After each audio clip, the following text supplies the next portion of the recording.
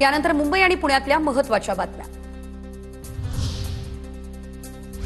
मुंबईकरांसाठी E water taxi सेवा 22 सप्टेंबरपासून गेटवे ते JNPA प्रवास केवळ 40 मिनिटांमध्ये होणार। प्रवासासाठी 2 ई वॉटर टॅक्सी सज्ज, एक वॉटर टॅक्सी सौर ऊर्जेवर चालणारी तर दुसरी पूर्णतः विद्युत वॉटर टॅक्सी।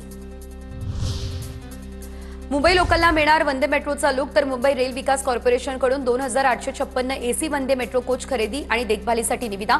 सर्व लोकल ट्रेन एसी करण्याच्या कामाला गती।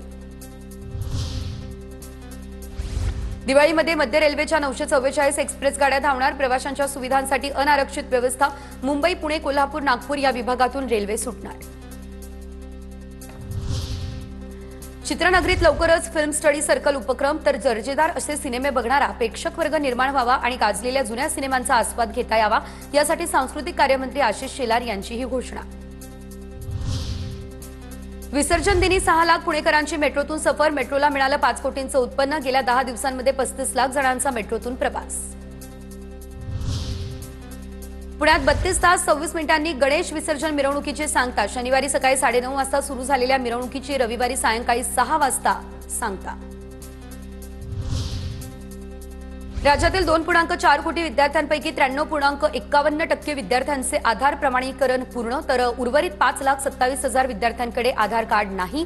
7,37,485 विद्यार्थ्यांचे आधार अवैध। कल्याण डोंबिवलीमध्ये उद्या पाणी पुरवठा बंद राहणार, तर दुसऱ्या दिवशी कमी दाबानं पाणी पुरवठा होणार। महावितरणच्या खांबा उपकेंद्रात दुरुस्तीचं काम होणार।